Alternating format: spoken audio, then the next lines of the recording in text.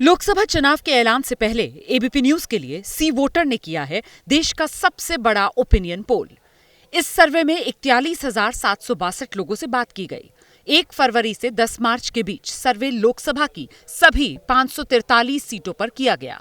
सर्वे में margin of error +-3 से +-5% है।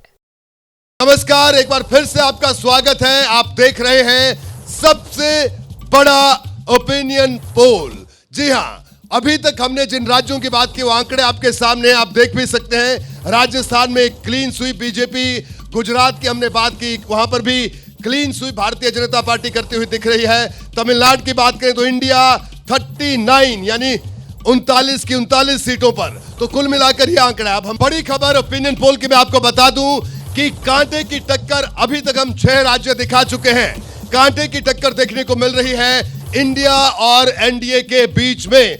इस वक्त की बड़ी खबर देखिए, एनडीए 63 सीट पर और इंडिया 62 सीट पर है। सर्वे के आंकड़ों में कांटे की टक्कर देखने को मिल रही है। 125 में से 63 सीट पर बीजेपी आगे है, इंडिया आगे, एनडीए आगे है और 62 सीट पर इंडिया आगे है। कांग्रेस की अगुवाई वाले इंडिया की मैं बात कर रहा हूं, वो 62 सीट पर आगे है। तमिलनाडु, केरल में इंडिया का क्लीन स्वीप एबीपी न्यूज और सी वोटर का ये सर्वे दिखा रहा है। और ये हम लगातार आप देख सकते हैं आपके टेलीविजन स्क्रीन पर ये पूरी तस्वीर। बात हरियाणा की, उस हरियाणा की जिस हरियाणा ने आज बड़ा बदलाव देखा, यानी सरकार बदली, यानी मुख्यमंत्री बदल दिए गए। लेकिन उस हरियाणा की क्या तस्वीर हो सकती है 24 के चुनाव के लिए, क्या कहता है एबीपी न्यूज और सी वोटर का ओपिनियन पोल, आइए देखते हैं आंकड़े।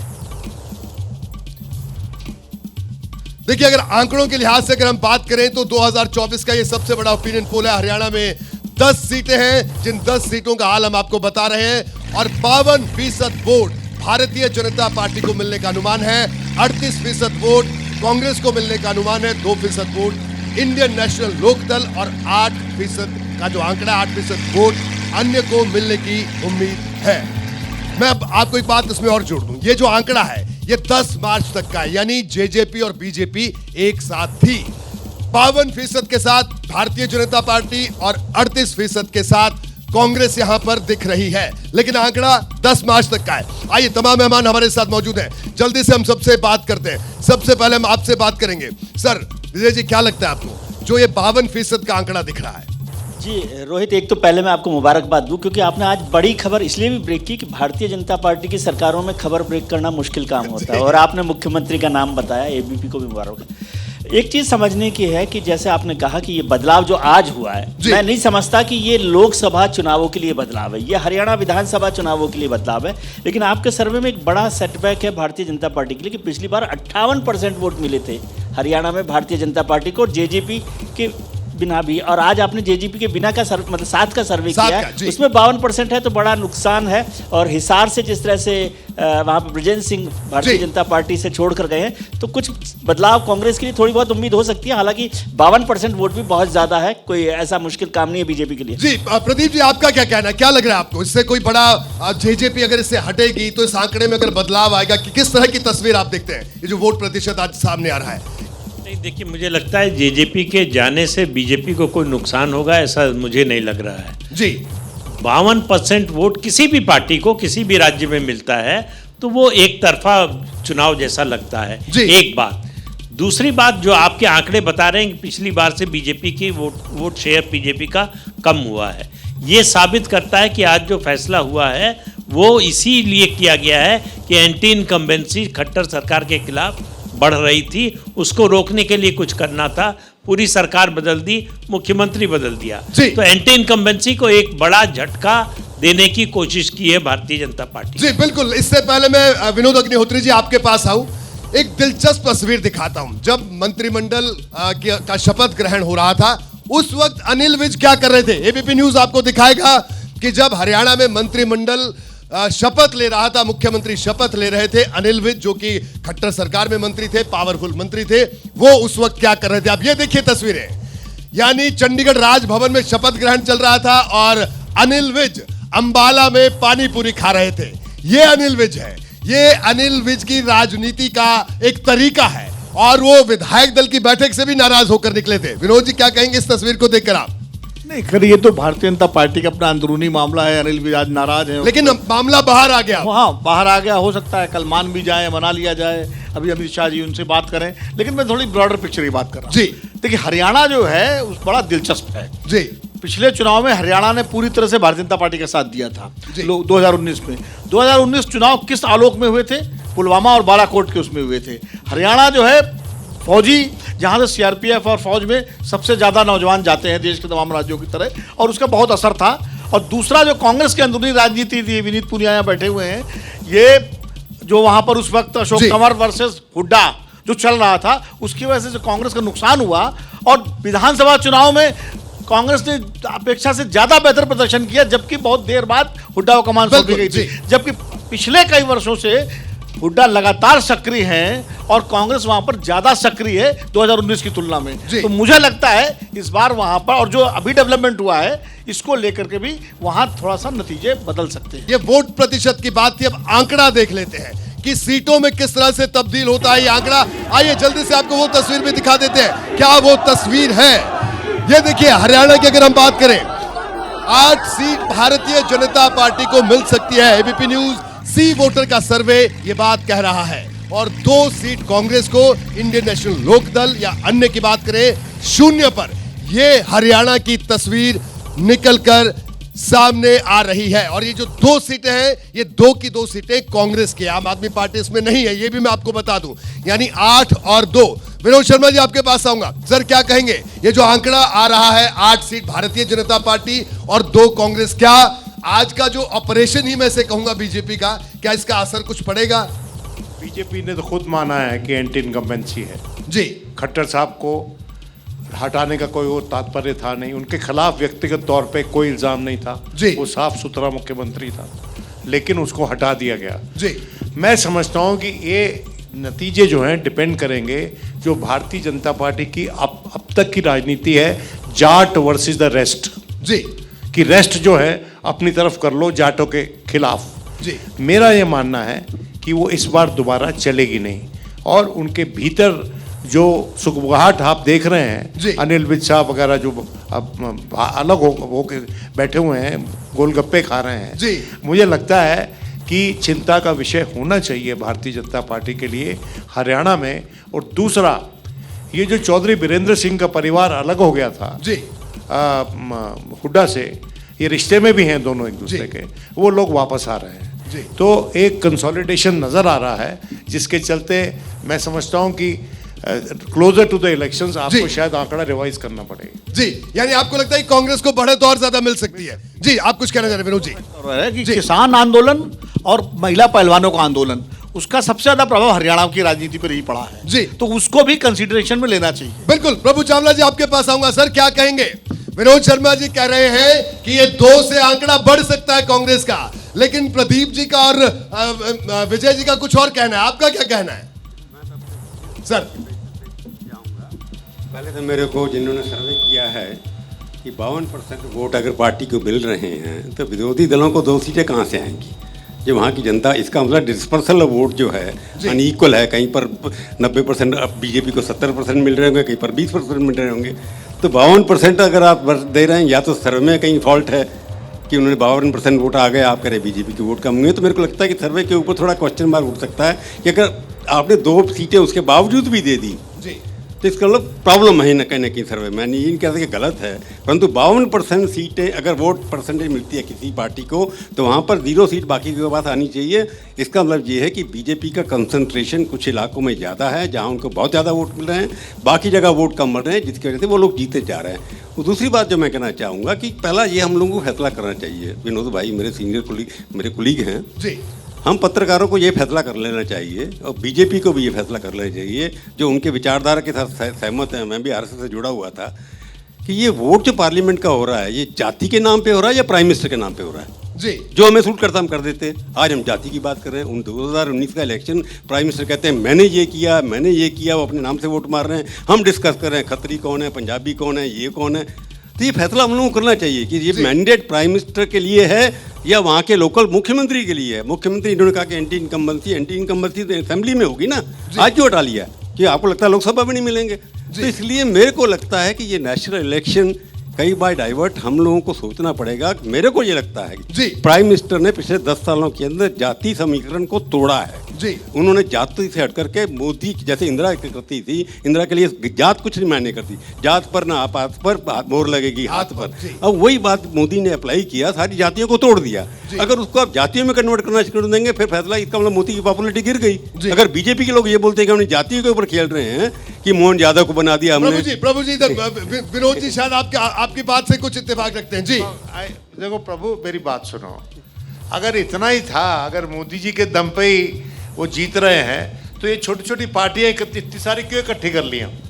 ये किस बेसिस पे इकट्ठी हो रही है? तो उस तरफ गया ही नहीं, मैं जाने वाला था, वो गया ही नहीं मैं उस तरफ। तो अभी नहीं, मैं ये कह रहा हूँ अलायंस की बात जब हो रही थी, अलायंस हम तो ये कुछ लोग पत्रकार कहते होंगे कि एक आदमी के दम पे ही इलेक्शन जीता जा रहा है। मैं पत्रकार नहीं कह रहे विनोद, तुम फिर मैं समझता हूँ वो खुद कह रहे हैं सर, उनकी पार्टी कह रही है मोदी का नाम हर जगह, मोदी का परिवार। हम नहीं कह रहे हैं ना, आपने कहा पत्रकारों को एक पत्रकार तो जाति पे आ गए फिर। नहीं, मोहन यादव जीता, यादव सारे वोट दे देंगे।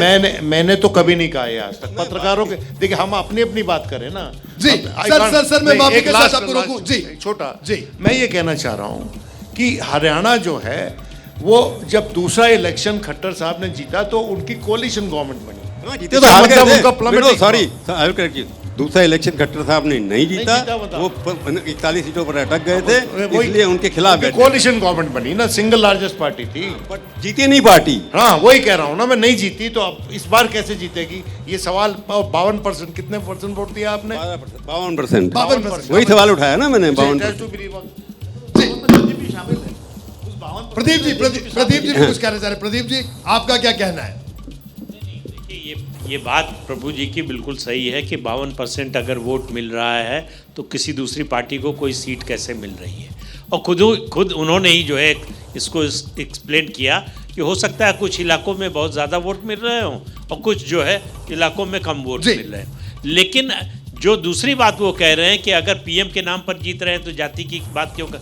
जाति भारतीय समाज की एक सच्चाई है। पीएम के नाम पर वोट मिल रहे हैं, इसका मतलब ये नहीं है कि जाति का कंसिडरेशन पूरी तरह से ख़त्म हो चुका है, उसको उन्होंने कम किया है। मैं ये नहीं मानता कि जो है नरेंद्र मोदी की अपील के कारण अब जाति का कोई बंधन नहीं रहा या जाति कोई कंसिडरेशन नहीं रही।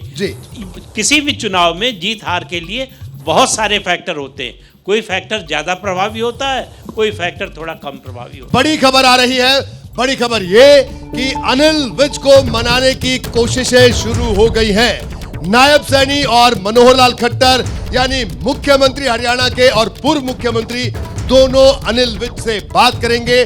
दोनों को यह जिम्मेदारी दी गई है कि वो अनिल विज से बात करें, उन्हें मनाएं। यानी आला कमान ने यह जिम्मेदारी मुख्यमंत्री और पूर्व मुख्यमंत्री को सौंपी है।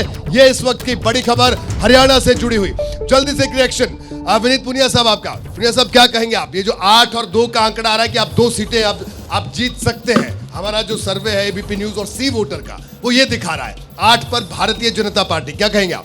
मैं कहूँगा कि भारतीय जनता पार्टी और जो सर्वे कर रहे हैं या जो सर्वे देख रहे हैं उन सबको एक शॉक मिलने वाला है इलेक्शंस के अंदर। जब रिजल्ट आएगा तब पता लगेगा कि देश की जनता क्या चाहती है, हरियाणा की जनता क्या चाहती है। और मैं आपको आज ऑन रिकॉर्ड बोल रहा हूँ, ये 2 सीटें अगर जीत जाएंगे तो मुझे लगेगा कि बड़ी बात हुई।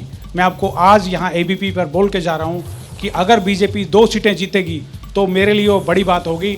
8 तो वो भूल ही जाएं, बिल्कुल नहीं आ रही। नंबर 2, अगर ये उनको भी पता है कि वो अच्छा नहीं कर रहे, इसीलिए ये जो उन्होंने आज मुख्यमंत्री बदला है, जो 9.5 साल जिसने काम किया हो, जिसने तैयारी की हो, उस एग्जाम देने वाला है उसको ही आप बदल दें और नए बच्चे को ले आएं कि अब तुम तैयारी करो। कुछ नहीं होने वाला। देश की जनता, हरियाणा की जनता मैं कहता हूं बहुत ज्यादा जागरूक है, तो समझती है इन चीजों को। और आपको जब चुनाव आएगा तब इसका रिजल्ट दिखेगा। जी विजय जी, पुनिया साहब तो इमोशनल हो गए खट्टर जी के लिए, कह रहे हैं बताइए साहब 9 साल उनसे मुख्यमंत्री रखा और अब हटा दिया इनको। ये तो बीजेपी नहीं कह रही है, कांग्रेस ये कह रही है।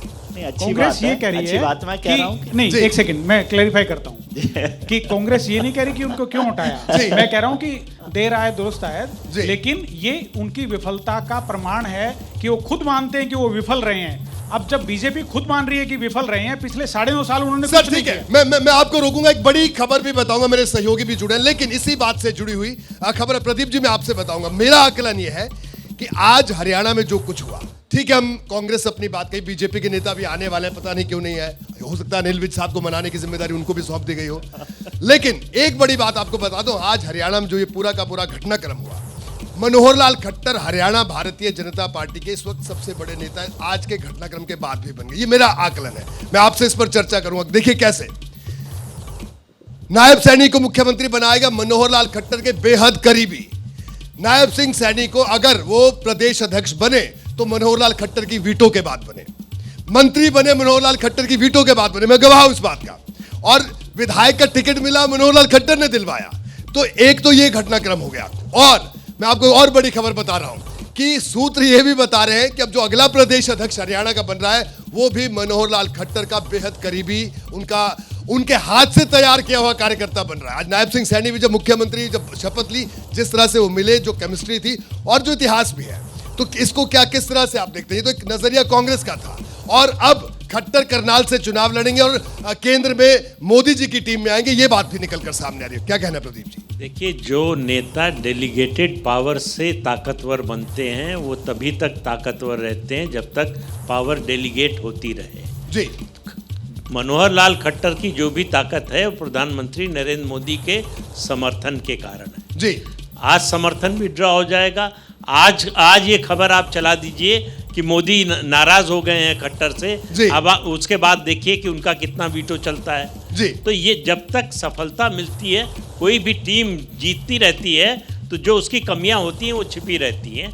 बीजेपी के साथ भी है, सफलता मिल रही है, जीत रहे हैं, तो जो कमियां हैं वो दिखाई नहीं दे रही, सामने नहीं आ रही। जिस दिन हार शुरू होगी, जिस दिन गिरावट शुरू होगी, उस दिन यही कमियां बहुत बड़ी बड़ी दिखाई देने लगेंगी।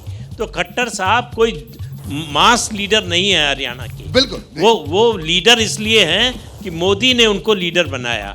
तो जब तक मोदी का समर्थन उनको और उनका जो है सपोर्ट है उनको, तब तक वो बड़े नेता आप कह लीजिए, बहुत बड़े नेता कह लीजिए, तभी तक हैं। उसके बाद जो है आपको वो दिखाई नहीं, लेकिन अभी तक है, क्योंकि अभी तक वो सपोर्ट सिस्टम है उनके पास। जी, विनोद जी कुछ कहना चाह रहे हैं? मैं अपने सहयोगी के पास भी चलूंगा, सचिन के पास। जी, देखिए, यूएसपी क्या है खट्टर साहब का? वो विजय रूपानी की तरह लुप्त नहीं हुए, क्योंकि उनके पास प्रधानमंत्री का समर्थन है। जी, और प्रधानमंत्री उन्हीं लोगों को समर्थन देते हैं जो मास बेस नहीं रखते।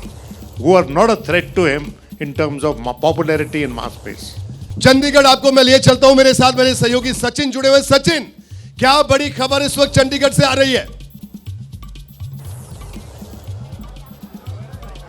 जी रोहित, देखिए, सबसे बड़ी खबर तो आज ही है, मुख्यमंत्री बदले गए हैं हरियाणा में। पर इस वक्त मैं पंचकुला में हूं, जो एबीपी न्यूज और सी वोटर का सर्वे है उसको लेकर लोगों से बात करेंगे कि आज जो लीडरशिप चेंज हुआ है और जो सर्वे के रिजल्ट्स हैं वो कितना जो है मैच करते हैं, कैसे जो हैं लोग जो हैं उससे इत्तेफाक रखते हैं।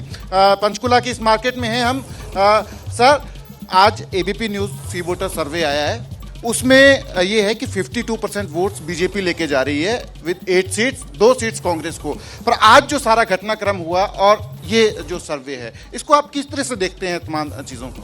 हरियाणा में जो आज तब्दीली आई है वो कांग्रेस पार्टी के लिए बड़ा शुभ संकेत है। चौधरी भूपेंद्र सिंह हुड्डा के नेतृत्व में अब पूर्ण बहुमत में कांग्रेस सरकार आएगी, ये बड़ी खुशी की बात है। पर फिलहाल हम लोकसभा चुनाव की बात करें। लोकसभा चुनावों के लिए ये सारा एबीपी न्यूज सी वोटर सर्वे हुआ है, जिसमें 52% वोट्स दिखा रहे हैं बीजेपी को फिलहाल, आज के अगर घटनाक्रम को छोड़ने उससे पहले। सर्वे कांग्रेस जो सर्वे हमेशा ना सरकार के फेवर में दिखाते हैं, क्योंकि हकीकत कुछ और होती है। सर्वे हमेशा सरकार के फेवर में होता है। सर, आप कुछ कहेंगे इसको लेकर, जो आज लीडरशिप चेंज हुआ है, चीफ मिनिस्टर बदले गए हैं हरियाणा में, एबीपी न्यूज सी वोटर सर्वे है, 52% वोट्स जो हैं और 38% कांग्रेस को, 8 सीट्स बीजेपी, 2 सीट्स कांग्रेस।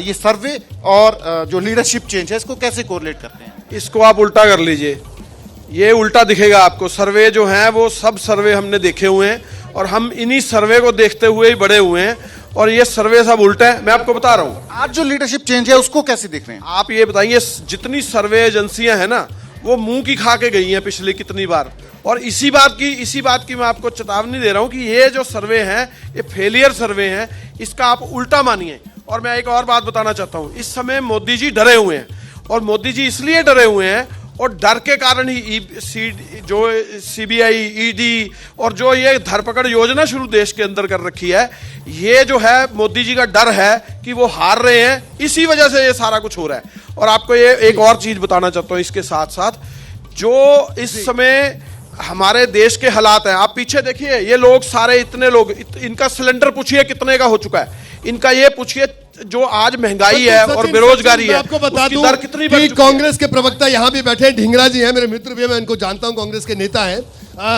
आम लोगों से भी आप बात करिएगा, लेकिन बड़ा सवाल यहां पर आ रहा है। ढींगरा जी, आप पूनिया साहब, आप पहले कुछ कहना चाह रहे थे, आप अपनी बात करिए, फिर मैं प्रभु चावला जी के पास। मैं आपकी बात पर वापस आना चाहता हूं। आपने बोला कि ये मुख्यमंत्री जो हैं पूर्व मुख्यमंत्री जी की चॉइस हैं, तो उनका जो 9.5 साल का जैसा राज था जी, वैसी ही चॉइस वो दे के गए हैं, आई एम वेरी श्योर, और वैसे ही रिजल्ट निकलेगा जो पहले दे के गए हैं। दूसरी बात जो आपने बोला कि इसका मतलब आप भी मानते हैं, आप हरियाणा को बहुत नज़दीकी से जानते हैं जी, आप भी मानते हैं कि नायब सिंह सैनी खुद नेता नहीं हैं, वो किसी और की चॉइस हैं, और किसी और की चॉइस के कारण आज वो इस गद्दी पर बैठे हैं। और मैं वही बोल रहा हूं जो आपके जब सब लोग बोल रहे थे, आम लोग बोल रहे थे कि शौक लगने वाला है, और 8 अगर 8 सीटें बीजेपी को शौक लगने वाला। प्रभु चावला जी, कांग्रेस का कहना है शौक लगने वाला है बीजेपी को हरियाणा में, क्या कहेंगे आप? हर पार्टी को क्लेम करने का राइट है, इनको आप कैसे मना कर सकते हैं? नहीं, बिल्कुल क्लेम, बिल्कुल 10 भी कर सकते थे, या इन्होंने 8 माना, जो उन्होंने कहा कि हम उल्टा हो जाएगा।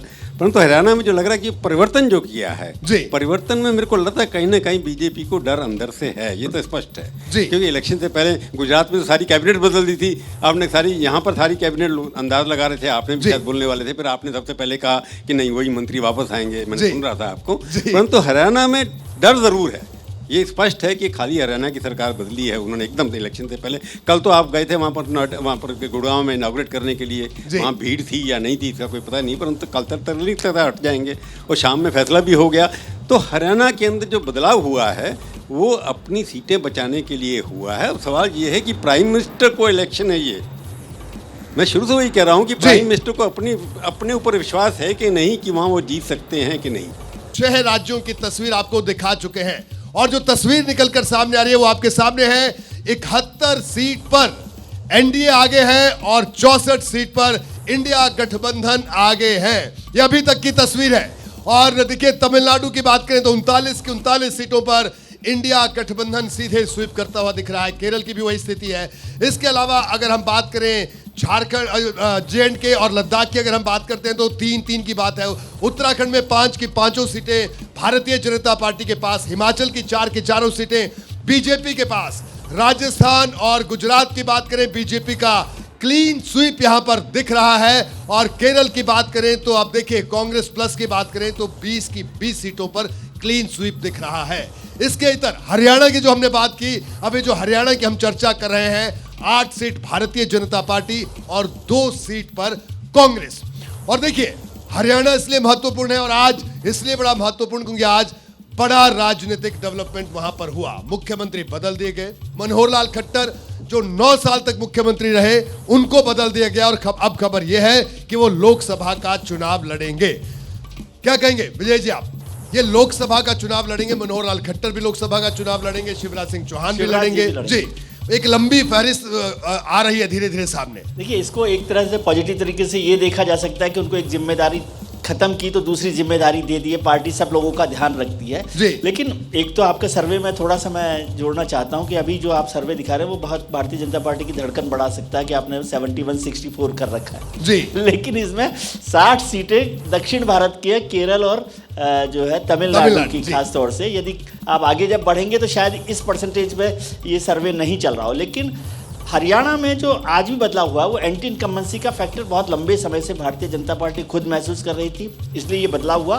फिर भी मैं ये मानता हूँ कि इसका असर लोकसभा चुनावों पर कोई बड़ा पड़ने वाला नहीं है। नतीजे जो आ रहे हो वो हो सकता है कि वो हो, लेकिन लोकसभा चुनावों की बजाय ये सारी एक्सरसाइज विधानसभा चुनावों को ध्यान में रखकर ज़्यादा मोटे तौर पर की गई है और उसी से ये लग रहा है। और खट्टर साहब को, जैसे साहब ने भी, प्रदीप जी ने भी बात की कि जब तक यहाँ पर कृपा आपकी हुई, तापर कृपा करी सब कोई। जी। तो अभी तक मनोहर लाल खट्टर पर प्रधानमंत्री जी की कृपा थी, जी। और वही कृपा का ये है कि अभी वो लोकसभा चुनाव भी लड़ रहे हैं। बिल्कुल। प्रदीप जी क्या कहेंगे? विजय जी का कहना है कि इसका असर विधानसभा पर तो हो सकता है, लेकिन लोकसभा पर इसका कोई बड़ा असर होगा ऐसा नहीं लग रहा है। नहीं, आप पिछले चुनाव भी तो देखिए ना, 2019 में विधानसभा का चुनाव बीजेपी को स्पष्ट बहुमत नहीं मिला। जी। सिंगल लार्जेस्ट पार्टी जरूर बनी, लेकिन स्पष्ट बहुमत नहीं मिला। सरकार 5 साल चलाने के बाद भी आप जो है आपके मंत्री लगभग सारे हार गए, तो एंटी इनकम्बेंसी तो उसी समय से दिख रही थी। जी। फिर भी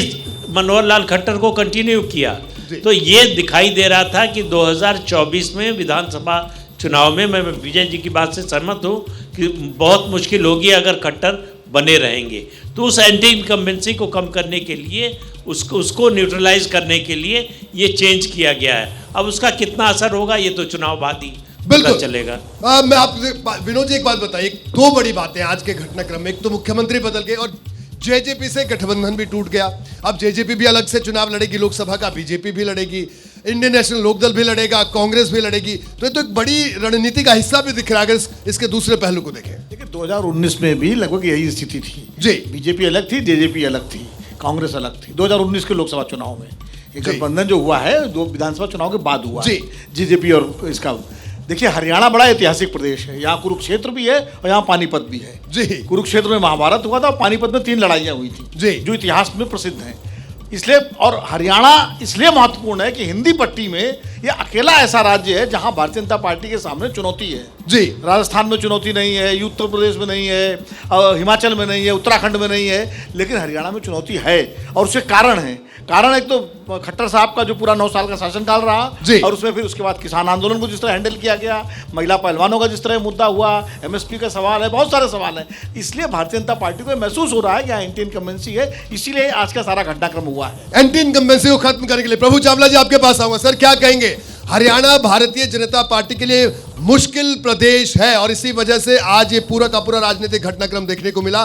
कितनी बड़ी मुश्किल आप देखते हैं भारतीय जनता पार्टी के लिए? और कांग्रेस की अगर बात करें, कांग्रेस के भीतर भी वहां पर कई गुट काम करते हैं।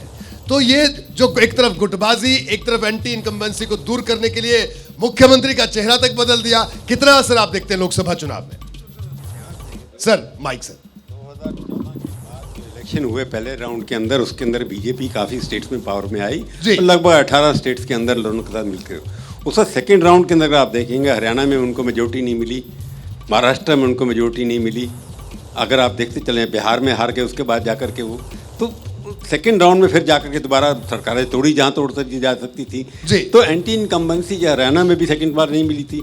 तो ये एंटी इनकम्बेंसी की बात ये है कि कई स्टेट्स के अंदर दोबारा जब इलेक्शन सेकंड, यूपी के अलावा और असम को छोड़ करके बाकी जगह सेकंड राउंड में उनको दोबारा वोट नहीं मिले, कर्नाटका में भी नहीं मिले। तो ये एक पैटर्न है हमारे सामने कि जब स्टेट इलेक्शन आता है वहाँ के लोकली डबल इंजन की बात करते हो, जब इंजन ऊपर वाला इतना भारी है और ट्रेन आपकी इतनी भारी है, पीछे सेकंड इंजन आपका कमज़ोर पड़ गया जी। तो ये सेकंड इंजन आपका हरियाणा में कमज़ोर पड़ रहा था, जिसके अंदर कोई हवा नहीं थी, जिसके अंदर कोई फायर नहीं थी, तो आपने बदल दिया। तो पर सेकंड इंजन तो तब चाहिए जब आपको पार्लियामेंट जीतना है। मैं शुरू से सवाल ये उठा रहा हूँ कि ये फैसला हम लोगों को करना पड़ेगा डिस्कशन के अंदर कि ये चुनाव प्राइम मिनिस्टर जब कहते हैं मैं, कि प्राइम मिनिस्टर ने अपने आप को काम करके अपनी बातों से, अपने भाषणों से, अपनी जो भी उनकी डेवलपमेंट एक्टिविटी है पार्टी से बहुत बड़ा कर दिया। अटल जी भी थे। तो जब प्रधानमंत्री के नाम पर वोट माना जाता है, मुख्यमंत्री कौन बने नहीं बने, जिसको हटा दिया, क्या फर्क पड़ता है? क्या फर्क पड़ता है ये आपका कहना है विनोद जी? फर्क पड़ता है या नहीं, ये मैं आपसे जानना चाहूँ। प्रभु ने देखा है वो समय भी जब यूनिटरी स्टेट इस देश में इम्पोज करने की कोशिश की गई। इमरजेंसी की बात कर रहा हूँ और मुझे चिंता होती है जब प्रभु ये कहता है कि पीएम की बात ही कीजिए, पीएम के दम पे ही लड़ा जा रहा है। ये प्रेसिडेंशियल इलेक्शन नहीं है भाई, ये पार्लियामेंट्री इलेक्शन है और इसको वोट ट्विस्ट देने की कोशिश मत करो। ये party I think you are trying to misinterpret. मैं कह रहा हूँ लोग पार्टी पीएम के नाम पे लड़ रही है, मैं नहीं कह रहा पीएम के नाम पे लड़ रहा है। मैं कह रहा हूँ तो ये मत प्रभु जब कहता है कि आप मेरे को ब्लेम कर रहे थे generally, it is not my opinion. PM himself said कि मेरे को वोट दीजिए, मोदी की गारंटी, मुख्यमंत्री चुन रहा है। कुछ और कह रहा हूँ, तुमने कहा कि हमें समझौता कर लेना चाहिए पत्रकारों को, तो हम समझौता करें मैं और तुम कि हम लोग इसको उसी तरह से रिपोर्ट करेंगे जैसा ये वस्तुस्थिति है कि ये एक पार्लियामेंट्री इलेक्शन है। ये प्रेसिडेंशियल इलेक्शन नहीं है, ए। और दूसरा, प्रभु ने शायद जल्दबाजी में कह दिया कि CM doesn't matter. Federal polity में सीएम मैटर्स जी। और दुख इसी बात का है कि जहां पर भारतीय जनता पार्टी स्वयं पावर में नहीं है, वहां पर गवर्नर्स को चीफ मिनिस्टर बनाने की कोशिश कर रही है। ये एक बड़ा अपवाद है हमारी राजनीति में आज के दिन जी। और इसका नुकसान साउथ में होगा, बीजेपी को बहुत अच्छी तरह से होगा। जो एन रवि का जो कॉन्डक्ट था तमिलनाडु में, या केरला में हमारे मित्र आरिफ साहब का, हमारे दोस्त हैं बहुत, वो उनका जो रवैया है सरकार के प्रति, तो ये जो विरोधाभास है हमारी राजनीति में आजकल, एक छत्र राज की जो लालसा है उस पे भी वोट होगा ये। विनोद जी आप अभी बात कर रहे थे, मैं तो एक बात कहना इधर मैं आपके पास आ रहा हूँ। प्रदीप जी ने अपना हाथ माइक पे रख दिया था। प्रदीप जी बताइए क्या कहना चाह रहे हैं आप विनोद जी की बात पर, जो विनोद जी बात कह रहे हैं। नहीं तलवार पे हाथ रख जैसे दिया हो। तलवार पे हाथ रखते हो। नहीं ऐसा कुछ नहीं था। नहीं, मैंने देखा। नहीं, विनोद जी की बात बिल्कुल सही है कि ये पार्लियामेंट्री इलेक्शन है, प्रेसिडेंशियल इलेक्शन नहीं है। लेकिन देश में अगर आप देखें तो पिछले 25-30 साल में, चाहे स्टेट का इलेक्शन हो चाहे नेशनल इलेक्शन हो, धीरे धीरे प्रेसिडेंशियल फॉर्म जैसा बनता जा रहा है, जहां लीडर का महत्व जो है पार्टी से कई बार ज़्यादा होता है। अगर आपके पास स्ट्रांग लीडरशिप स्टेट में है तो आपके जीतने की संभावना बढ़ जाती है, अगर नहीं है तो आपके जीतने की संभावना कम हो जाती है। हरियाणा और महाराष्ट्र दो ऐसे स्टेट हैं जिनके बारे में बात करते हुए थोड़ा सा पुराना फैक्ट भी हम लोगों को देखना चाहिए कि महाराष्ट्र में बीजेपी हमेशा से चौथे नंबर की पार्टी रही, हरियाणा में तीसरे नंबर की पार्टी रही, क्योंकि 3 ही पार्टियां थीं। और 2014 में दोनों स्टेट में बीजेपी पहले नंबर की पार्टी बनी और 2019 में उस स्टेटस को मेंटेन किया, पहले नंबर की पार्टी बनी रही। तो इसलिए जो है हरियाणा और महाराष्ट्र बीजेपी के कभी स्ट्रांग स्टेट उस तरह से नहीं रहे हैं, न बीजेपी वहाँ बहुत स्ट्रांग रही है। तो इसलिए वहाँ की राजनीति में इस तरह का स्टेटस भी मेंटेन करना ये बीजेपी की अचीवमेंट है। लेकिन अब जैसे दूसरी बात ये कि महाराष्ट्र में ऐसा नहीं कि 2019 में बहुमत नहीं मिला, बीजेपी शिवसेना का गठबंधन था, स्पष्ट बहुमत मिला था, दोनों पार्टियां जो हैं अलायंस में चुनाव लड़ी थी। तो इसलिए ये कहना ठीक नहीं है कि 2019 में महाराष्ट्र में जो है वो बहुमत नहीं मिला। मैंने नहीं कहा ये। नहीं, जल्दी से पुनिया साहब के पास आने, नाराज हो जाएंगे। देखिए तो ये नहीं, देखिए ये प्रेसिडेंशियल फॉर्म की जो बात हो रही है, ये ऐसा नहीं पहली बार हो रहा, 25-30 साल से ही नहीं। इंदिरा गांधी के जमाने में भी प्रेसिडेंशियल फॉर्म हो गया था कि इंदिरा गांधी के नाम पर लोग वोट मांगते थे। कांग्रेस पार्टी कहती थी तुम्हारे सामने तुम्हारा चेहरा कौन है, जो जैसे आज बीजेपी पूछती है उसमें कांग्रेस पूछती थी। उसके राजीव गांधी तक ये चली गई। उसके बाद जब प्रधानमंत्री नरसिम्हा राव बने तब फिर ये पार्लियामेंट्री फॉर्म में आया, अटल जी तक और मनमोहन सिंह तक रहा, उसके बाद अब फिर प्रेसिडेंशियल फॉर्म में आ गया। इसलिए लीडर जो है बड़ा मैटर करता है भारतीय राजनीति में, क्योंकि ये अवतार पूजा का देश है।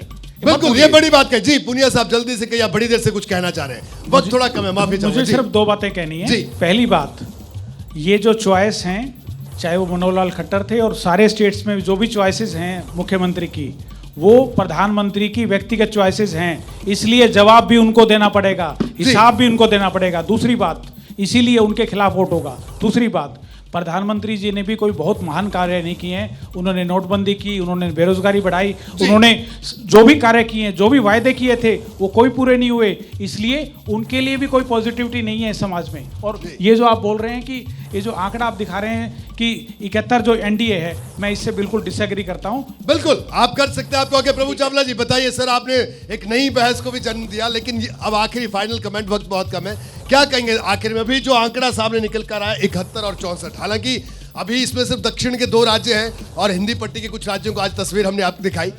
सर माइक 26 और 25 तो 2 स्टेट से हैं जी, सर तो वही हो गए, बाकी 10 स्टेट में 10 ही हैं जी। तो इसके ऊपर क्या बहस कर सकते हैं हम, जब आपने गुजरात और इसके अंदर राजस्थान को इंक्लूड कर रखा है, बाकी 4 स्टेटों में केवल 10 सीटें जी। आगे बढ़ेंगे तभी तमाशा पता लगेगा ना, जब तक आप आधे के आंकड़े के ऊपर नहीं पहुंचते इसके ऊपर कोई कंक्लूजन ड्रॉ करना कोई ज़्यादा कि साउथ का सरप्राइज जरूर है कि साउथ के अंदर बीजेपी को जो अपेक्षा थी जो उन्होंने अपने आप को कहा कि हमारा जो नारा है कि 12 सीटें पे खड़ा कर रहे हैं, वहाँ पर तमिलनाडु में तोड़ने की कोशिश की, सब कुछ कर रहे हैं, उसके बावजूद भी साउथ के अंदर कुछ उनको ज़्यादा परिवर्तन ये इसके अंदर ये लगता है कि साउथ के अंदर बीजेपी अभी टाइम लगेगा सीट जीतने के लिए, खाता खोलने के लिए उनको कर्नाटक को। ये आज के हमारे ये लगातार 3 दिन हमारा ये सर्वे चलेगा, लेकिन आज के सर्वे की बड़ी बात कि बीजेपी जो दक्षिण भारत में दावा कर रही थी, ये सर्वे थोड़ा सा झटका देता है। जी 370 पार करने के लिए जो आप फिगर दिखा रहे हैं उसके आसपास कहीं भी जाने की, इस सर्वे के हिसाब से 370 के आसपास जाने की कोई गुंजाइश दूर तक गुंजाइश नहीं है। 370 तो लड़ भी नहीं रहे हैं वो। जी क्या वो लड़ने भी वाले जल्दी से, 370? वक्त कम है। आज का जो आंकड़ा आया है, प्रभु जी कह रहे हैं 370 तक पहुंचना अब दूर की कौड़ी है। नहीं, आज का जो आंकड़ा है वो एक तरह से 2019 का एक्शन रिप्ले है, स्टेटस को बताता है कि 2019 में जो स्थिति थी वही उससे रहेगी। बहुत तो ज्यादा माफी के साथ रोक लो, वक्त कम कम है। से कम अभी तक दिखाई नहीं शार्प कमेंट बिल्कुल, सर। मुझे लगता है कि इस आंकड़े से 370 पार करना बहुत मुश्किल ये काम होगा। आज के लेकिन सर्वे की बड़ी प्रेसिडेंशियल बात फॉर्म है। में एक चीज बोल रहा हूँ रोहित, प्रेसिडेंशियल फॉर्म को नेगेटिव तरीके से मिली। हिंदुस्तान में जितने स्ट्रांग लीडर होते हैं वो प्रेसिडेंशियल फॉर्म होता है। ममता बनर्जी के नाम पर लड़ते हो आप, अरविंद केजरीवाल के नाम पर बड़ी लड़ते बात हो, सर, नरेंद्र मोदी के नाम पर लड़ते हो। Sharp comment. देखिए आज के आंकड़े पर तो मैं अपने सब मित्रों से सहमत हूँ, लेकिन अभी और अन्य राज्य आने वाले हैं, उत्तर प्रदेश आने वाला, बिहार, महाराष्ट्र, बंगाल, कल आएगा उत्तर वहाँ प्रदेश। की सुनिए वहाँ क्या स्थिति होती है उस पर बहुत कुछ निर्भर करेगा। उस पर फिर 300 का आंकड़ा भी निर्भर करेगा और 370 भी करेगा और 370 भी करेगा। बिल्कुल शार्प कमेंट, वक्त खत्म हो गया सर। ये है जी कि क्या कांग्रेस 100 सीट क्रॉस कर रही है, ये नहीं कि 370 बीजेपी पा रही है। बिल्कुल, इसी ये भी तो बड़ी बात विनोद जी ने ये तो कही और है मुश्किल सवाल कि है। क्या ये- कांग्रेस 100 ये सीट बड़ा ही पार एक कर रही है, ये प्रश्न भी है। देखना होगा। और मैं आपको बता दूं कि एबीपी न्यूज पर अगले 3 दिन तक पूरे देश के एक-एक राज्य की तस्वीर हम आपको दिखाएंगे। आज 7 राज्यों की तस्वीर हमने आपको दिखाई, कल और राज्यों की तस्वीर दिखाएंगे। आप एबीपी न्यूज देखते रहिए और जानने की कोशिश करिए कि क्या 370 पार की बात होगी, क्या 400 पार की बात होगी, और क्या जो भी विनोद जी ने बात की, क्या कांग्रेस 100 पार भी कर पाएगी, यह भी चर्चा का विषय है।